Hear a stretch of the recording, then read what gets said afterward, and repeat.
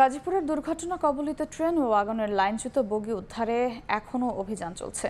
রাতভর উদ্ধার অভিযানের পর সকাল থেকে আবারও লাইনের ওপর থেকে ক্রেন দিয়ে বেঁধে একে একে সরানো হচ্ছে বগি। টাঙ্গাইল কমিউটার ট্রেনের ইঞ্জিনের দুটি অংশ ও তেলবাহী ট্রেনের দুটি ওয়াগন এখনও লাইনের ওপর পড়ে আছে।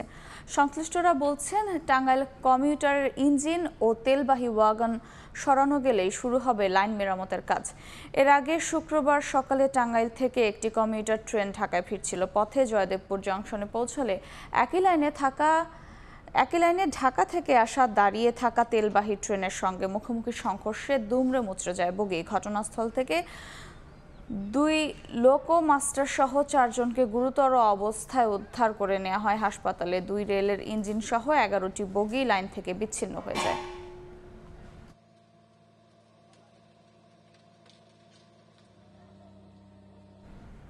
গাজীপুরের ট্রেন দুর্ঘটনার পর উদ্ধার অভিযানের খবর জানাতে এই মুহূর্তে ঘটনাস্থলে আছেন রিপোর্টার রাজিবুল হাসান এবং ট্রেনের শিডিউল বিপর্যয়ের খবর জানাতে কমলাপুর রেল স্টেশনে আছেন নাজমুল সালেহী। সরাসরি প্রথমে যাচ্ছি রাজীবের কাছে।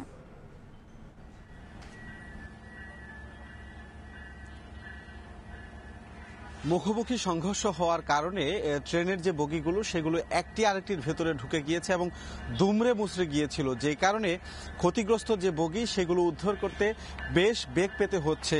রেলওয়ে কর্তৃপক্ষ কিন্তু এমনটি আমাদেরকে জানাচ্ছিল। গত রাতভর যেভাবে আসলে অভিযান করা হয়েছে সেই অভিযানেও শেষ করা যায়নি এখনো পর্যন্ত।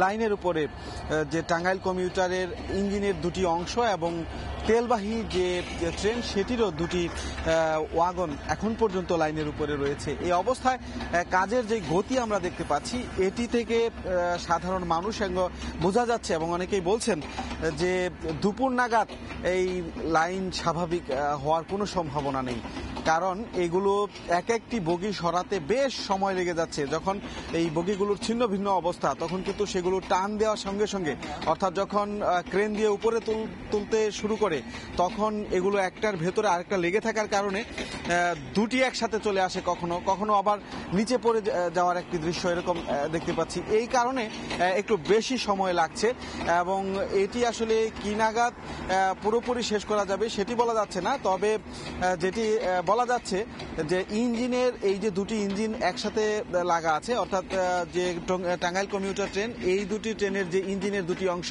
এই দুটির মধ্যে পিছনের যেটি আপনারা দেখতে পাচ্ছেন সেই পিছনেরটি বেশি লাগা আছে। এটি ছুটানোর পর পরেরটি টেনে নেওয়া যাবে বলে আমাদেরকে জানিয়েছে। এছাড়া তেলবাহী যে দুটি ওয়াগন রয়েছে সেটির একটির অর্থাৎ নিচের অংশ যন্ত্রাংশ ভাঙা রয়েছে, অন্যটি স্বাভাবিক রয়েছে। সুতরাং যেটি ভাঙা সেটি উঁচু করে নিতে হবে এবং যেটি হচ্ছে ঠিক আছে সেটি আসলে টেনে এখান থেকে নিয়ে যাওয়া যাবে, নিবে বলে আমাদেরকে তারা জানিয়েছে। এছাড়া উৎসুক জনতা সকাল থেকে আজকেও ভিড় করেছে এখানে এবং কিছুক্ষণ আগেও একটা ট্রেন এখান দিয়ে গিয়েছে, এক লাইনে ট্রেন চলাচল করছে। এই কারণে কিন্তু বিভিন্ন জায়গায় যে যাত্রীরা দুর্ভোগে পড়েছে, বিশেষ করে আশপাশের যেসব স্টেশন রয়েছে সেখানে ঘন্টার পর ঘন্টা কিন্তু আটকে পড়েছে অনেক যাত্রীরা। যদি জানাই যে এই যে উদ্ধার তৎপরতা, এই উদ্ধার তৎপরতার মধ্যে আমরা যে দুইটি ক্রেন দেখেছিলাম রাতের বেলায়, এখন কিন্তু দুইটি ক্রেন দিয়ে এখানে কাজ করা হচ্ছে না। একটি ক্রেন দিয়ে 80 টনের একটি ক্রেন আপনারা নিশ্চয়ই দেখতে পাচ্ছেন, এটি দিয়ে এক এক করে এই দুর্ঘটনা কবলিত যে বগি ইঞ্জিন এগুলো এক এক করে সরানো হচ্ছে। এর আগেও আপনাদেরকে জানিয়েছিলাম যে বগিগুলো বেশি ক্ষতিগ্রস্ত হয়েছে, ভেতরের অংশ ছিন্ন ভিন্ন হয়ে গিয়েছে, সেই বগিগুলো মূলত এখান থেকে উদ্ধার করে নিয়ে যাওয়া সম্ভব হচ্ছে না। সেগুলো তুলে পাশের যে গ্রাউন্ড সেখানে রাখা হচ্ছে, পরবর্তী কোনো একটি সময় সুবিধা মতো তারা এখান থেকে সেগুলো উঠিয়ে নিয়ে যাবে বলে রেলওয়ে সংশ্লিষ্টরা আমাদেরকে জানিয়েছে।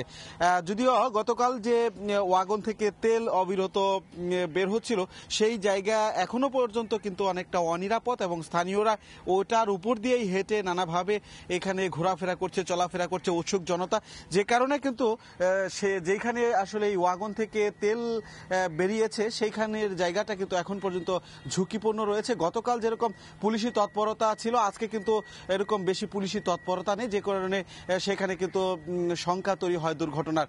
মোটামুটি দুর্ঘটনাস্থল থেকে এই ছিল আমার কাছ থেকে থাকা সবশেষ তথ্য। তবে আমরা যেতে চাই শিডিউল বিপর্যয়ের খবর আপনাদের জানাতে। আমাদের সহকর্মী নাজমুল সালেহী রয়েছে কমলাপুরে, সেখানে যাচ্ছি।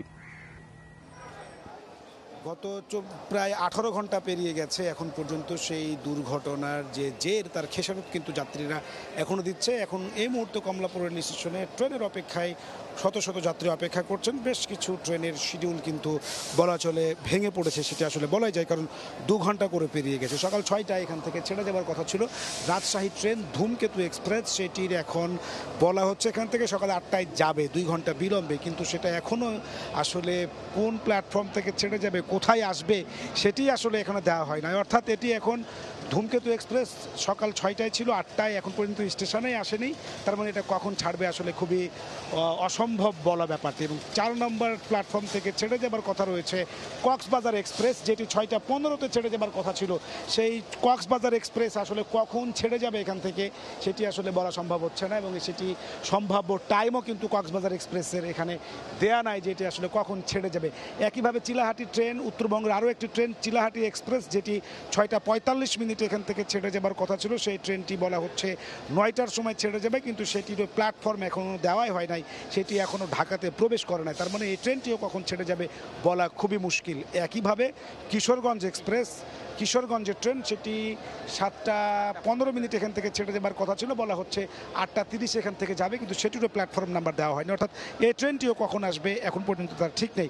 বলা চলে যে উত্তরবঙ্গের যে সমস্ত ট্রেনগুলো রয়েছে রাজশাহী, চিলাহাটি এবং হচ্ছে যে উত্তরবঙ্গের আরও যে ট্রেনগুলো আছে, অর্থাৎ সকালবেলার এর 8টার পর থেকে যে ট্রেনগুলো আছে রংপুর অথবা একতা, সেই ট্রেনগুলোরও আসলে আজকে ভয়াবহ রকমের শিডিউল বিপর্যয় হবে। বলা চলে যে এখন পর্যন্ত শিডিউলের যে অবস্থা তাতে আসলে বিপর্যয় বলাই যায়, কারণ 6টার ট্রেন 8টায় বেজে গেছে, এখনও প্ল্যাটফর্মে আসেনি, কখন আসবে ঠিকমতো বলাও যাচ্ছে না। কক্সবাজারের এক্সপ্রেস 6টা 15 ট্রেন, এখনও প্ল্যাটফর্ম দেয়া আছে 4 নম্বর থেকে ছেড়ে যাবে, কিন্তু সেটা এখনও ছেড়ে যায়নি। একইভাবে প্রত্যেকটি ট্রেনেরই আসলে বিলম্ব আছে, এবং উত্তরবঙ্গের বাকি যে ট্রেনগুলো আছে এরপরে রংপুর এক্সপ্রেস অথবা একতা এক্সপ্রেস, সেই সমস্ত ট্রেনগুলোও কিন্তু আজকে ভয়াবহ শিডিউল বিপর্যয়ের মুখে পড়বে। 18 ঘন্টা পেরিয়ে গেছে, এরপরে এর জের কিন্তু টানছে যাত্রীরা, এবং আজকে সারাদিনেও এই শিডিউল আসলে টাইমে ফিরবে কিনা তা কিন্তু বলা মুশকিল, কেননা উত্তরবঙ্গের প্রতিটি ট্রেনেরই এখন শিডিউল বিপর্যয় কিন্তু চরমে, যে কারণে আজকে সারাদিনই যাত্রীদেরকে আসলে খেসারত দিতে হবে। এই ছিল কমলাপুর রেল স্টেশন থেকে আমার কাছে সর্বশেষ। সরাসরি যুক্ত ছিলাম কমলাপুর রেল স্টেশন ও গাজীপুরের জয়দেবপুরে।